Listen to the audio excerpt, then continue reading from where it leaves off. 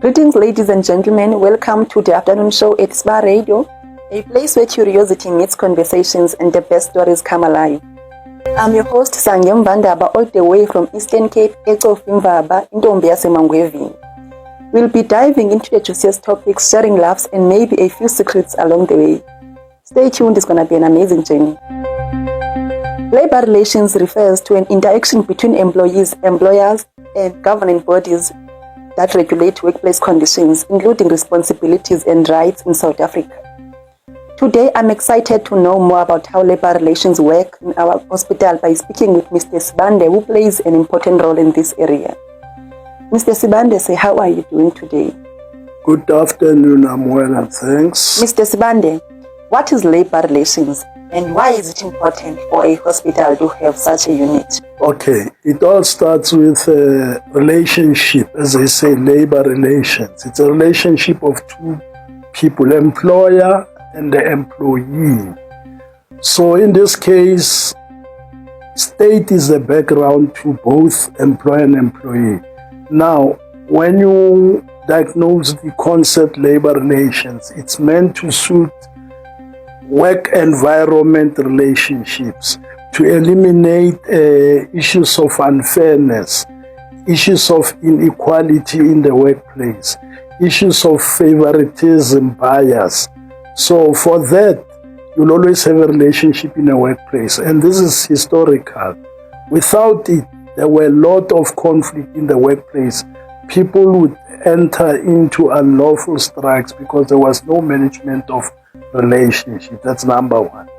And then number two, for a hospital to have a labor relations unit, it's also historical. It starts from an era where in the 1980-82, labor relations, what they used to call industrial relations, was midstream.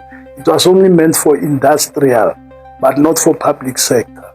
Then, due to the revolution of the discipline, then it came to life that the public service also gets into the business. There were strikes in the hospital in the past. Those strikes meant a lot for people, government, and the patients. So without controlling such, it meant that the hospitals were at risk. So that's when labor relations was introduced in the public service. So for a hospital to have a labor relations, it's good in that it manages and it balances a relationship between employees and employer. It also safeguards the interest of the patients, including external people from outside. Mr. Sibande, can you describe a challenging situation you've personally faced and how you resolved it? My entire experience in the field of labor relations, as we speak labor relations as a collective issue, more often people bring up personal issues in the workplace. They are allowed and accepted, but you have to test whether is it tangible and is it in relation to a labor related matter. More often people bring personal issues. A fights with B for trivial, and in their fight, because it's a fight at the workplace, you have to deal with it. That's common. But the same people would love to have you as a mediator to take sides and favor A over B. And half the time, these issues are more feminine. Feminine are referred to more like women to women over issues. There are a lot of dimensions that make us fight, and we have differences. But then in that situation, you need to maintain harmony. Try by all means to make sure that the parties live happily. It is one discipline, will never satisfy all. But your attempt should be that one party or the two parties live happily and they go back to work to become productive. In the event that they are not, you refer them to counseling. We have what you call OHS, and we have the social workers in the field where they can begin to look into their conduct and possibly encourage them to move positively in the workspace. I've heard that labor relations often work closely with unions.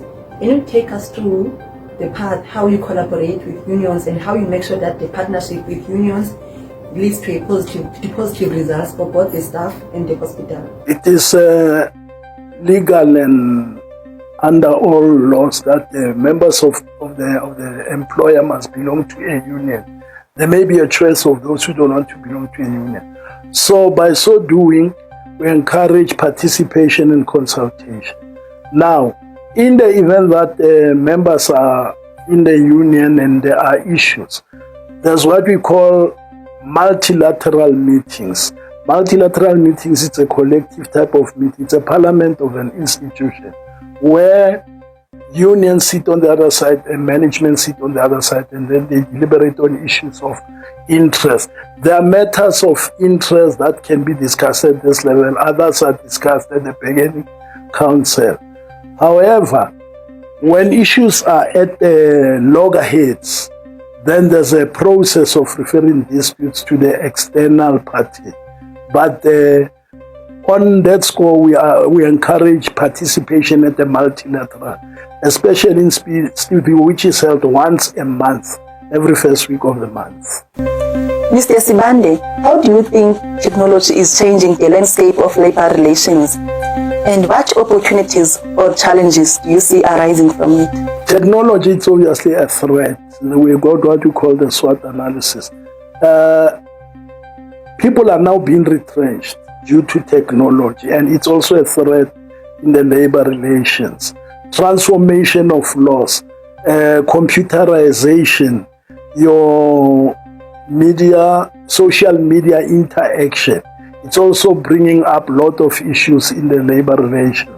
Some issues are true, others are false. And now, midstream, the employees are influenced by what they hear first, and that can lead to conflict and it can lead to strikes. So a teaching on what technology is to employees is very important. The use of social media is also important so that employees should not spread false or malicious information in the workplace. In closing, what advice would you give to organizations that are struggling with labor relations issues? Labor relations is a unit of human resource. Most people study human resource on a general hire and fire approach, but there's this hidden element of labor relations under human resource. My wish and thought is that people should read labor relations with passion. They must have a love to deal with people's problems. You know, I always relate this work like a doctor or a nurse. You deal with people's emotion, you deal with people's pain. So as a labor relations specialist, you must understand and be empathetic to the cause of an employee, with a view that you teach and train him or her to understand the pain of labor relations in the workplace. So my word of encouragement to all in closing is that people should read and research and understand the dynamics of labor relations, so that especially managers should then begin to understand, while you have a degree or two in a particular discipline, you need to also encompass labor relations as an added value to your certificate. Mr. Sibande, thank you for joining us today. It was such a productive conversation. For more content, you can follow our Facebook page at SBAH Radio.